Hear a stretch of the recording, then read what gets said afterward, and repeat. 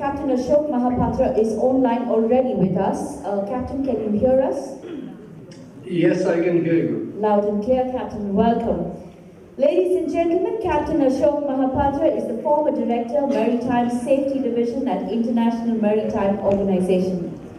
I would now like to call upon our moderator, Captain Jayakumar, who is the former Nautical Advisor to Government of India. Thank you, sir, for joining.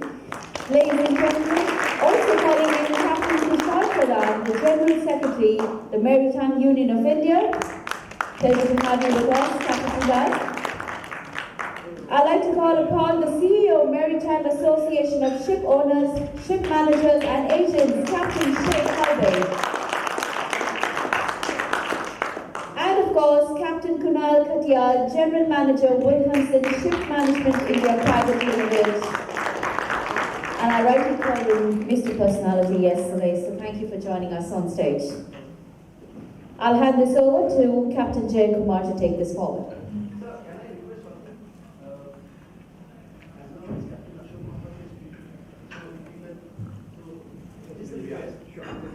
Thank you for being much obliged. Thank you for that. Good afternoon, everyone.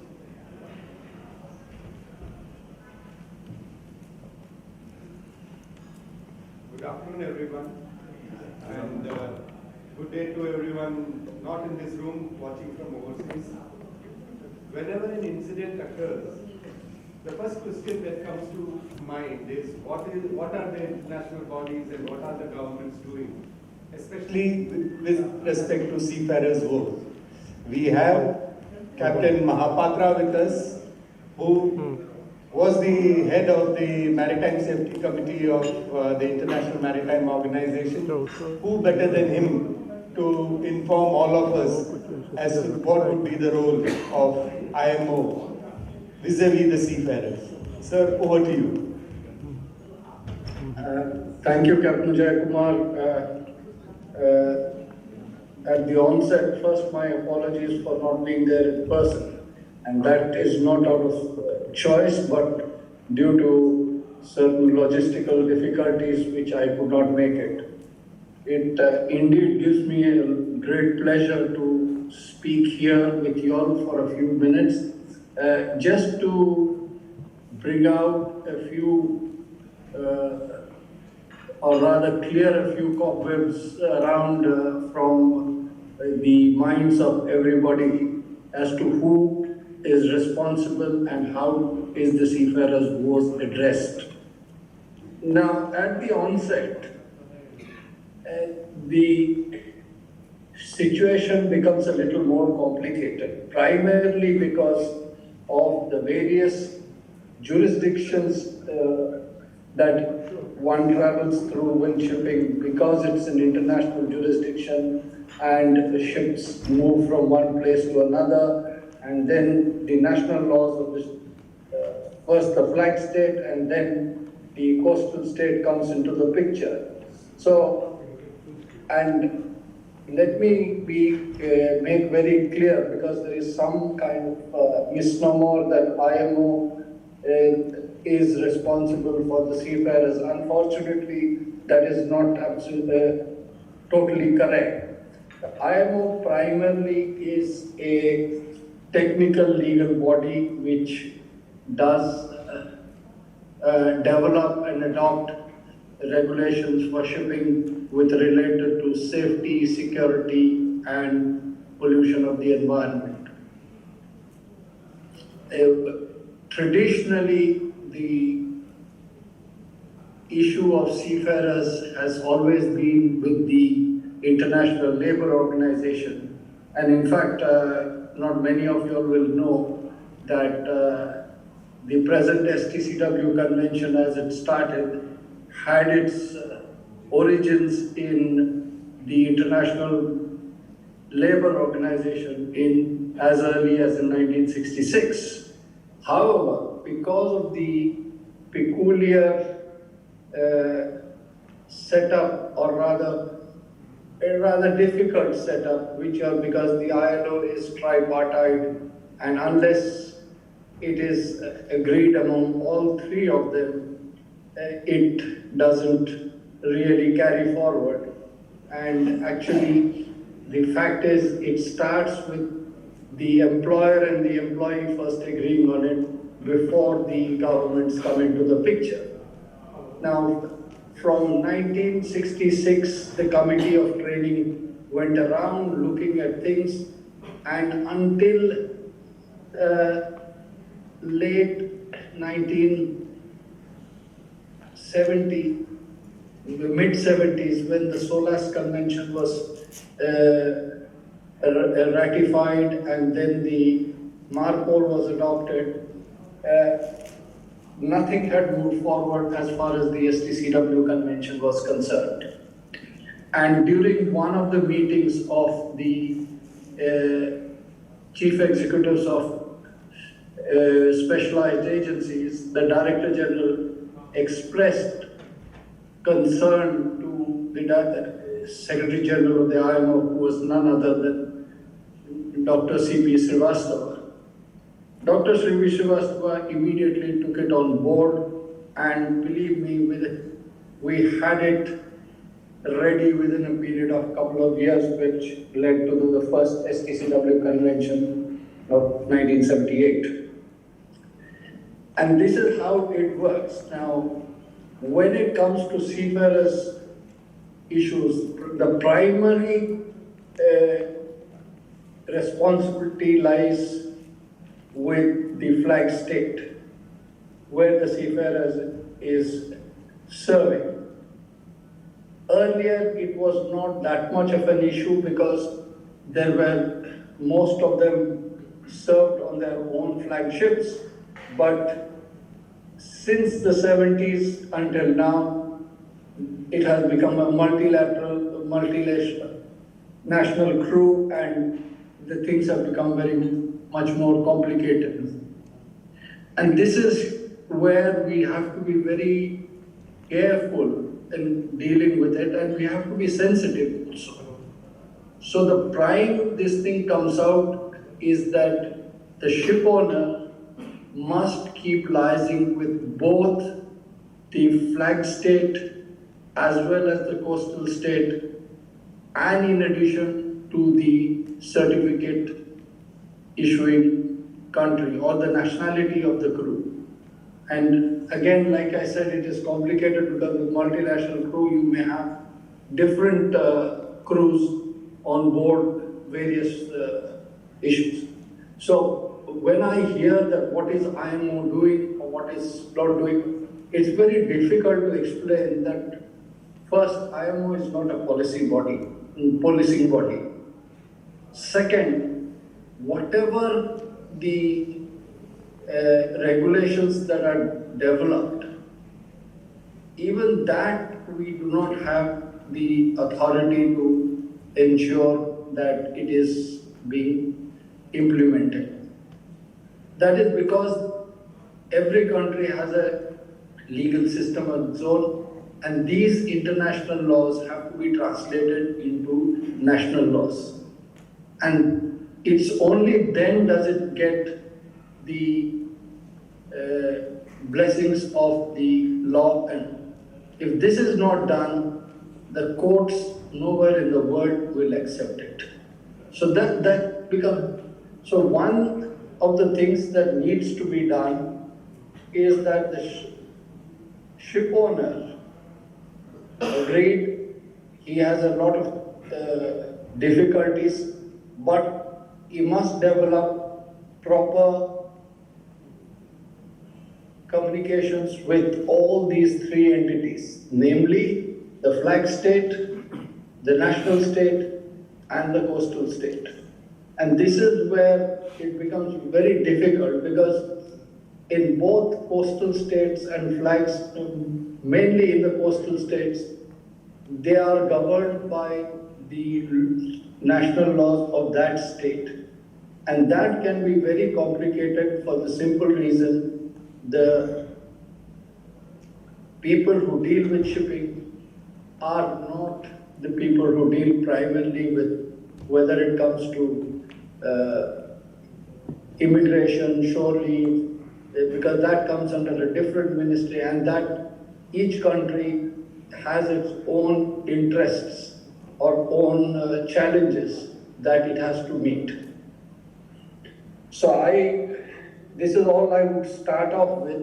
Of course, I'm open to answering questions, and after hearing the panel, we can have a discussion and see what is the best way forward. Thank you. Thank you, sir. Can I request the panelists to please come on the dais? Thank you, Captain.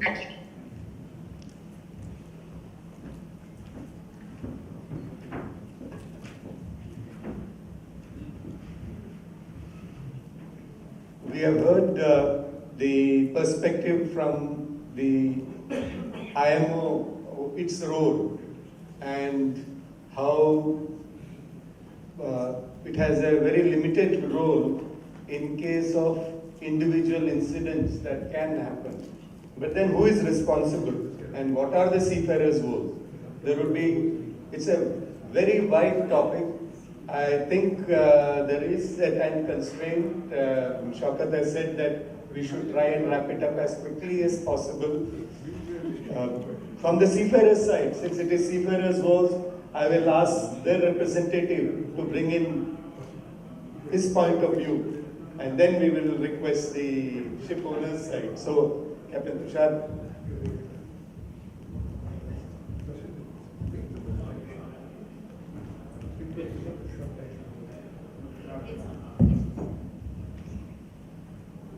Good afternoon, ladies and gentlemen.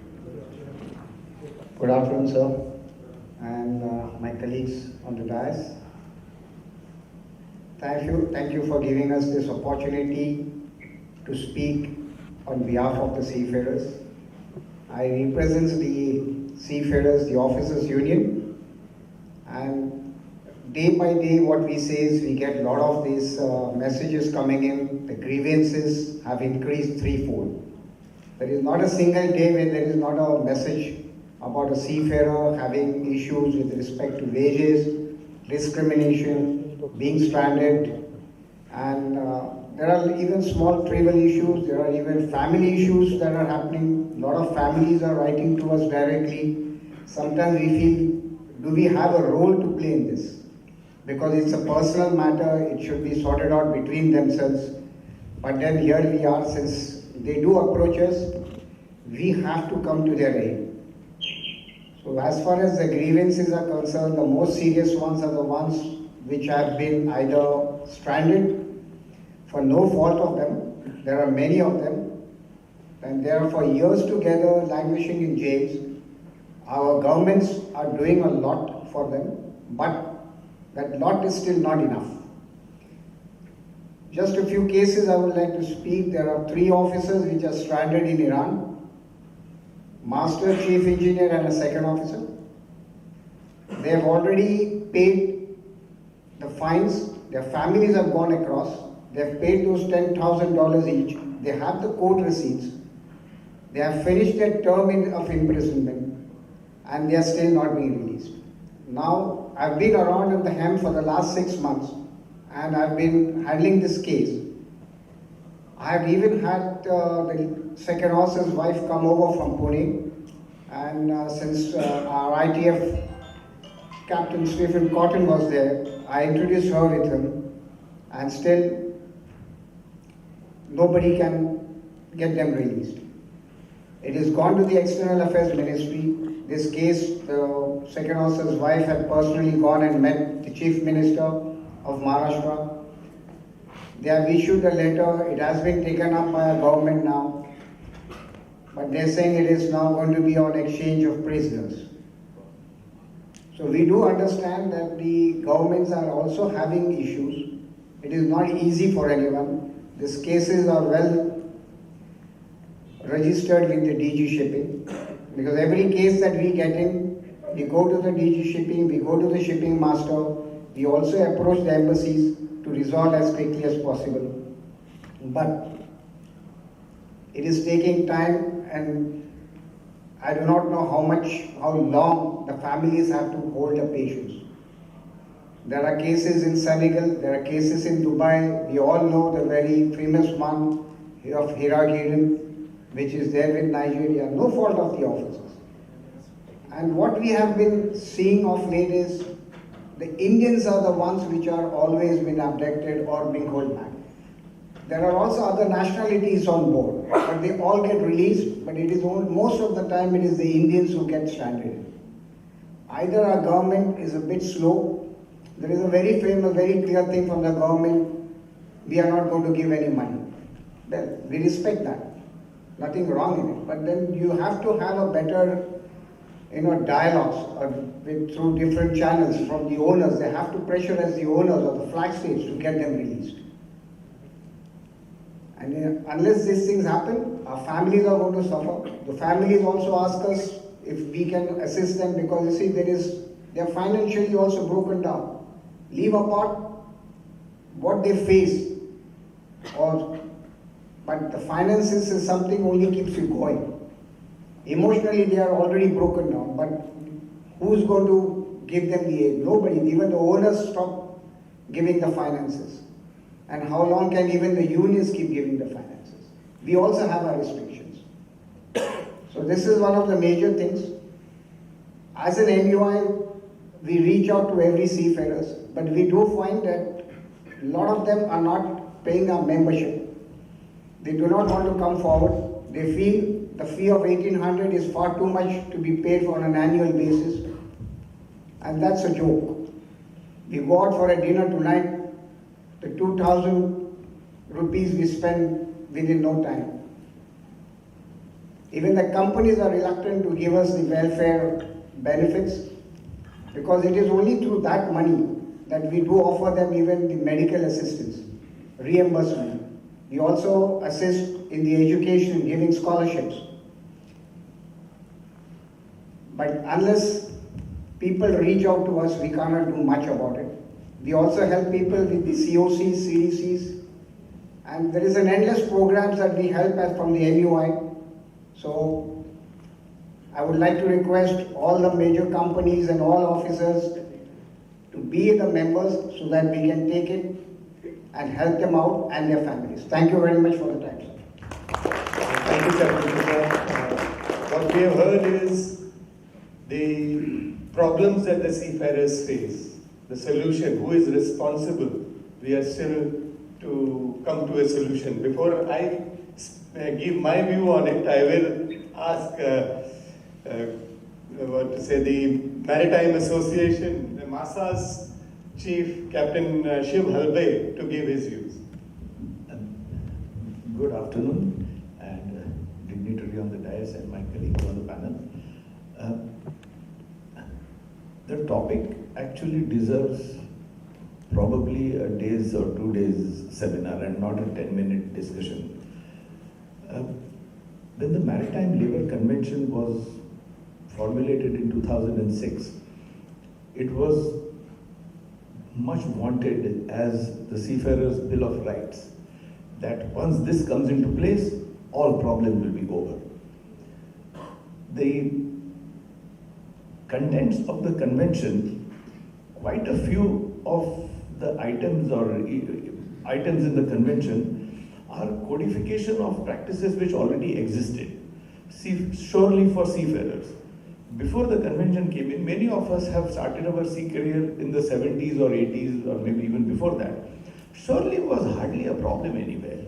We never had an issue. Okay, we always knew that when the ship goes to Saudi Arabia, there is no shore leave. We knew that. Didn't bother us too much. But rest of the world was fine. Some of the places the shore leave was a bit restricted, that if you, in the old China, if you went, I'm talking of in the 80s, you had the Seamen's Club would send a bus and they would take you at 7 o'clock and 10 o'clock they will deliver you back, but you couldn't go for a walk in town. Okay, so be it. Didn't bother us too much. But today, if you see, especially the true colors of the world show up when something happens.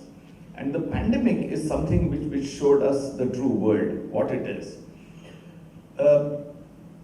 How many of you have heard of what is known as the Neptune Declaration? I'm talking about the seafarers. Have you heard of that? See, well, you're not a seafarer today. You are yesterday's seafarer. Good. Okay, day before yesterday's seafarers, not excluded. So, when this issue of surely for seafarers, etc., came up and crew change problems came up during the pandemic, a lot of the big boys, including us, we signed something known as a Neptune Declaration, which essentially said that we will not interfere with the, very broadly I'm saying, with the crew change issues for commercial reasons, which technically meant that many of you may be aware that the commercial world got their act together and they said that during the currency of that charter there will be no crew change between this date and that date, or 15 days before that, or things like that, very broadly. Even today those charter parties exist, even today. I mean, how bad can we get? There was a remark made in the morning earlier session that the shipping industry is not insular. It is now sort of a seamless transfer from one mode to the other. Well, the financial world doesn't think so, I think, not as yet. Because why would you sign this? You don't have any constraints about movement of cargo. That was not a problem. But movement of seafarers was a problem, which is ridiculous. It's absolutely ridiculous. Did we do something about it? Yes. Singapore, as you know, is a shipping hub. And Singapore used to come out with directives for crew relief, how it will happen, which was very, very stringent. We, as MASA and FOSMA and IMEC, got our act together and we pressurized the Singapore authorities that this will not happen. You can't make all the nice noises in one place, but do exactly the opposite when it comes to crew changes, and it's not acceptable. They did change. They made some changes for us in India, but they did one thing and said, please don't make us issue a circular. We will not issue a circular. When you do this, we will just agree to it. Because they didn't want to announce to the whole world that they have changed. It was creating different set of problems for them because the policies that the Indian government had about isolation, quarantine, etc., other countries had not adopted. So they had a problem with that, which is fine. One small other item I would like to mention. There are quite a few items, but one more. The Maritime Labour Convention talks about facilities for seafarers welfare center within port limits.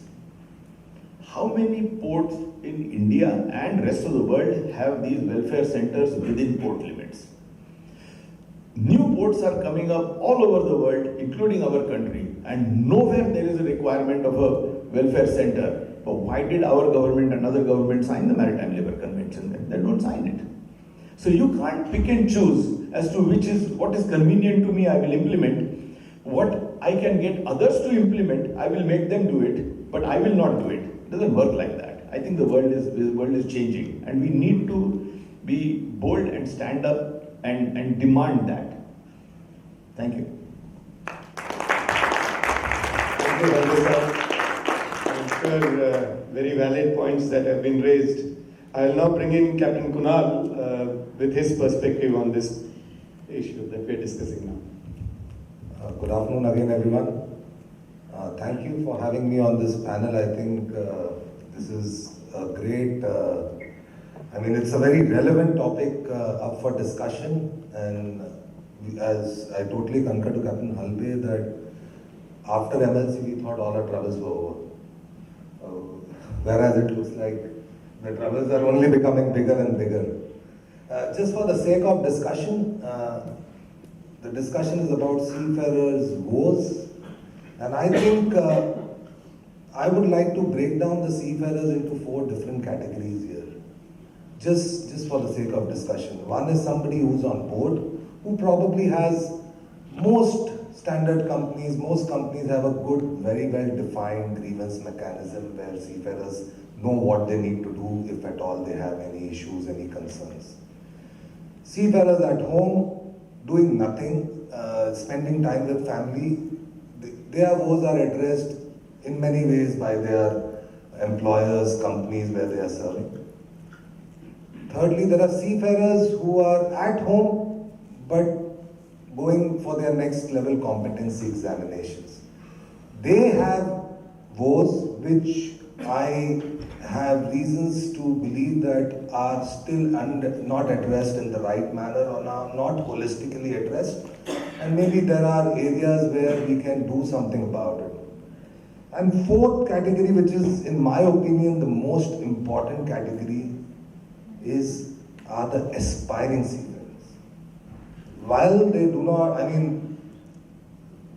though we have so many mechanisms in place, though we have so many ways by which our administration has tried to curtail it down, have we actually managed to bring it to what we want or what we desire? Aspiring seafarers are still getting entangled into various malpractices, and how much are we as Captain Halbe used, so I would just like to use that word, big boys able to do about it? Yesterday somebody told me, I was always under the impression that we have 35, 37 unions. I believe it's reached 68. And these aspiring seafarers, why I am bringing them up here is because over the last 24 hours, we've been constantly discussing how do we attract seafaring as a profession. How do we take this profession out in the remotest of the areas in the country? And I still see so many seafarers, aspiring seafarers getting into wrong hands and, getting, as Captain Pradhan said, somewhere stuck in Iran or maybe I don't know what other dynamics behind it, but so many young seafarers who are just taking up this profession and getting into trouble. So that's a platform where I really don't know how many avenues do these young boys have to reach out. We were just discussing the other day, Captain Halbe was there when we were discussing about, we all coming together and finding a mechanism whereby, we put up a barcode, scan it, see if this is a relevant, genuine appointment letter issued by a RPS certified company. How do we do that? What more can we do to have this industry free of these malpractices? So that's something which I wanted to bring on the table and have a discussion about. Thank you.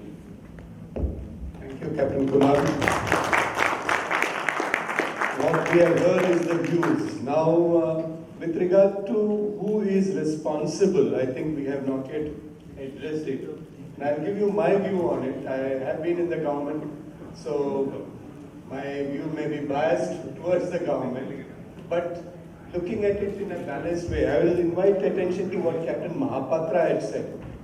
It is when we as a seafarer join a ship, we never look at the flag of the ship.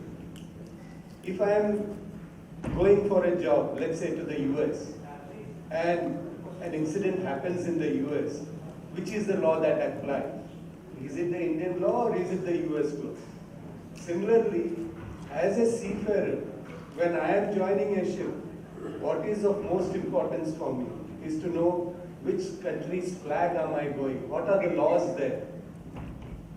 Unless we get clarity, every seafarer needs to know the flag that he is joining and what are the laws, what are the responsibilities that they are willing to take for the seafarers.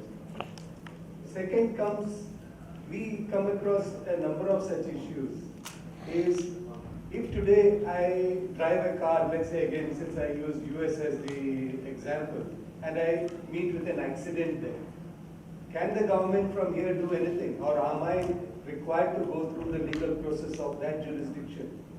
And again, not bringing in the different legal systems that are there of the world. But if I commit an incident, I won't say a crime, in a particular jurisdiction, I would have to go through the process in that jurisdiction.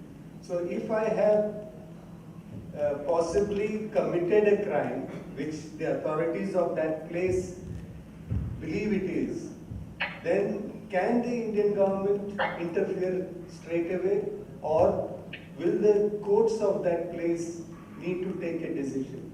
Most of the times we find that when a seafarer is in trouble, they would then refer it to the administration. If there is a legal issue involved, supposing I have committed a crime over there, I have gone and killed someone. That's an extreme example, but just to stretch it, can the government of India do anything? Or is it going to go through the process that is defined in that country where the incident has occurred? Now we can have different perspectives. There was a ship, I'm not going to the specifics, where the ship feels that they have not committed a crime. But the jurisdiction where the incident occurs, they believe that that incident constitutes a crime for them. Whether it is right, wrong, who decides? It is the legal system of the place where the actions are taken. What can the government do? Government can at best request the case be expedited. It is not that the government can go and say, he is my citizen, please release him. That is not possible. So as a seafarer, what we have to always keep in mind is the flag that we are working on. 2 is the company. As an employer, the employer has a lot of responsibility. And good companies stick to the employees. We have come across incidents when incidents have happened and the companies have continued to pay salary to the seafarer much beyond what was expected. So there are good companies and there may be not so good companies. So if you choose to go into companies that may not be to the standard that others are maintaining, then responsibility rests on you. Yes, every authority, every institution from the company downwards will put in their effort. But as a seafarer, I would suggest that each one of us be aware that responsibility also rests on us. So these were my views. If there are, I'm sure there is a lot of time restrictions. If there are any questions, I'll leave the floor open for questions.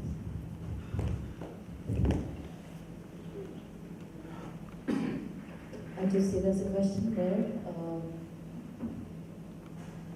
Sir, did you raise your hand? Yes.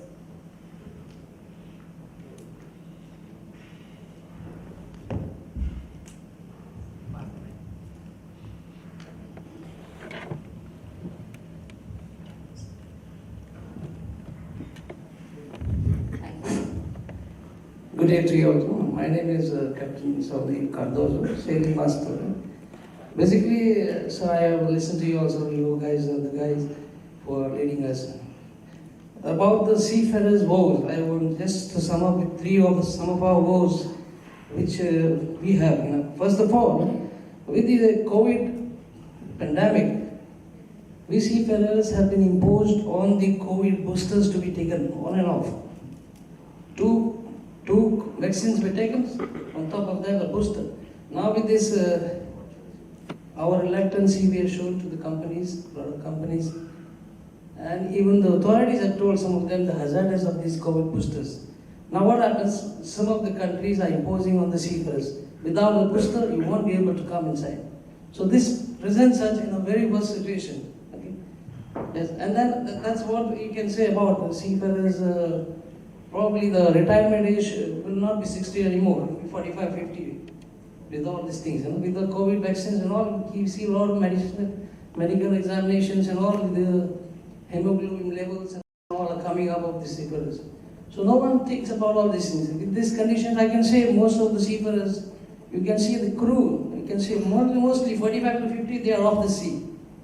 There won't be any more above 45, 50 people in the city. Another kind of woes, I have sum up all at the same time. We are about streamlining about our SDCW courses. Now we are sailing continuously, 2 years, 3 years, 5 years continuously. Why are we imposed upon even refreshers? On and off, we are going for refreshers, doing all these things because we are continuous. Like some countries like Australia, they just seafarers are doing it continuously. They don't have to revalidate, they don't have to go. Revalidation this is an experience. You have done continuously sailing. But here we are imposed on this, so it becomes a little hazard. With these conditions, these are all the circumstances which tend the seafarers discontinue, go short. And shipping will be mostly for the young guys to come in the future. Thank you, sir. That's all.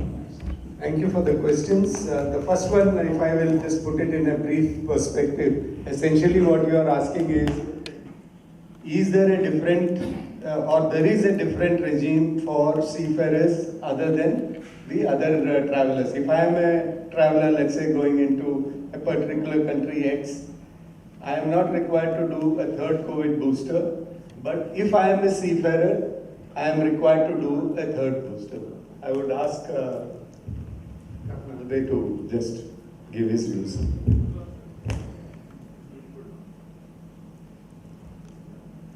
Thank you, Captain. I think that's a very, very relevant question in today's times. And seafarers, from what I can say is that seafarers are not being treated differently by any country. If I consider myself as a non-seafarer, if I'm traveling to a particular destination with 2 doses, seafarer can also travel with 2 doses. There are various ship owners who have, in their wisdom, decided that seafarers serving on their vessels should have 3 doses. That includes a booster. Okay. There are many owners who are amenable to change, and we have few of them. I'm speaking only on behalf of right now my company, the company I work for, and they are amenable to change, and they have agreed to, accept joining basis full vaccination without the booster. But there are a few ship owners who still insist on a booster dose. So it's a very genuine concern, and I think most companies in the town are taking this up in their own way with the ship owners to try and find a solution to this. Yeah. Thank you, Captain Kunal. I think I would request all ship owners to please note that there should not be discrimination for the seafarers. If there is no particular requirement for the traveler to that jurisdiction taking additional. Yes, Captain Pradhan. So, being from the manning industry, what I would like to tell you people here. See, the thing is, even today, there is a particular country like Japan who insists on 3 doses. So, from a ship owner's point of view, I say that might as well vaccinate all my crew to 3 doses, because tomorrow we have to suddenly carry out cruising in Japan, and then what do we do? So that is the reason. It's not to harass somebody or something, but there are still certain areas, certain countries, Brazil is one of them, Japan is one of them, they insist on 3 doses. So what do you do? Quite a few countries. I'm giving 2 examples, but that is the reason. I think that should answer your question. It's not to harass you or something, it is a necessity. COVID is gone. Here we don't consider COVID at all, the way we are sitting right now. But it's not the case with other countries. And we are international seafarers, we have to comply with every country. Thank you. Thank you, Captain Pradhan. I think that answers the query that there is no discrimination per se. It is requirement of the certain countries and ships, since it travels all over the place, it is necessary to meet all the requirements.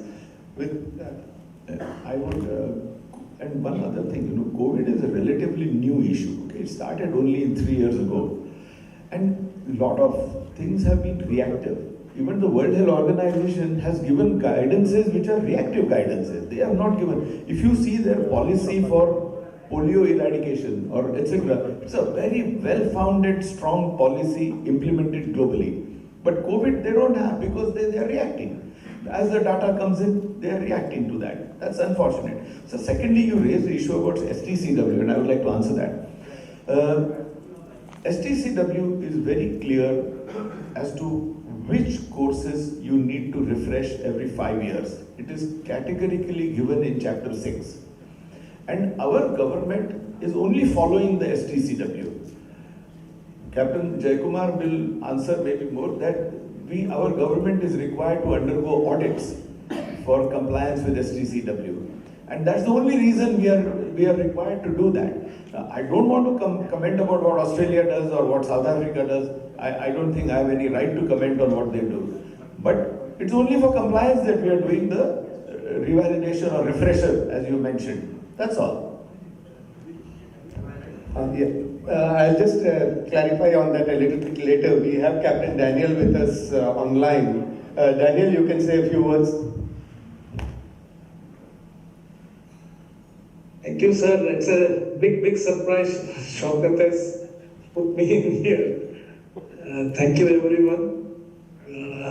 Regarding the second question, I would like to take, and I would like to tell, like I have been telling in many other forums also, please don't compare apples and oranges. Please, because apples are apples and oranges are oranges.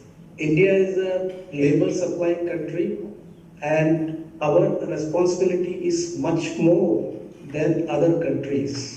We are complying strictly with STCW requirements. Okay, the refresher things, every country needs to comply with this, and it is not that A is doing it and B is not doing it. The refresher is for every seafarer who has been sailing or not sailing. If you are sailing, these refresher courses are those courses which the seafarer cannot maintain that continued proficiency on ship, like jumping into water with life jacket. This cannot be done on ship. The refresher aspects which are required is only for the requirement of STCW compliance continued proficiency. And quickly, because I know the shortage of time, there was an earlier speech also I could make out. There were these requirement of people were telling about shore leave. I would like to tell a few things or few takeaway from this seminar which can come up. As Government of India has promulgated the Essential Services Maintenance Act 1968, in which the definition of essential service is given. Like it means any railway service or any transport service for carriage of passengers or goods by land, water or air with respect to which Parliament has powers to make law. Shipping services has been already declared and defined as essential service in India. And DG Shipping, Government of India had been very proactive during COVID time, recognizing the role of seafarers.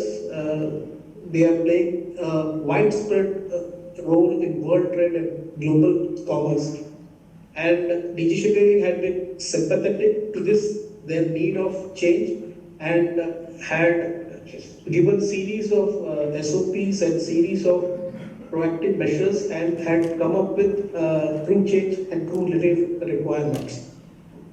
This activity after COVID, unfortunately, we are getting informations that people are still being denied surely Indians in Indian ports. So this is a key challenge. DG Shipping has already, I can remember in 2013 had clarified that every port has to give shore leave, has to provide shore leave, and again in 21 we had clarified this with a circular. But certain ports are having issues probably because of the other ministry where Ministry of Home Affairs is involved. So what I can suggest in this outcome of this seminar, a white paper can be produced or key takeaways can be produced where with SID, this what is there in paper has to come in reality. Maybe it can be given into Ministry of Home with a paper from Ministry of Shipping to Ministry of Home to clarify that seafarers are into essential services and having SIDs So they should be given special immigration, special access in airports and ports, at least in India, and surely unrestricted in Indian ports. Thank you. Thank you, Captain Daniel. That's a thought that we can have. Only one aspect is to try and get a special preference. I think you need a maritime constituency, and that goes back to what Mr. D.T. Joseph has been saying from ages, and it never really materialized, but I'm sure we can continue to try. I would like to thank each one of the panelists, and both on the stage here and online, and all the participants in the room and elsewhere for having joined us for this session. Thank you so much. We have run out of time. Thank you, Captain. And the esteemed panelists, please continue to be on stage as I call upon Captain Shokat and Captain Pradhan to please come up and hand over a token of appreciation to our panelists, please. Ladies and gentlemen, Captain Pradhan and Captain Shokat. Let's hear a big round of applause for our panelists. Captain Daniel, thank you, and Captain Ashok Mahapatra, also thank you for joining us online. Very enlightening session. And we can hear the round of applause.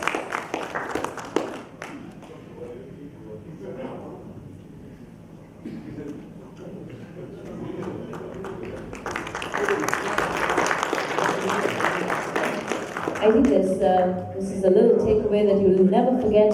FSM 2023 at Goa. Captain Shokat has ensured that. And I actually have been getting, Captain Shokat, a lot of people have been telling me to increase the conference days to 4 or 5.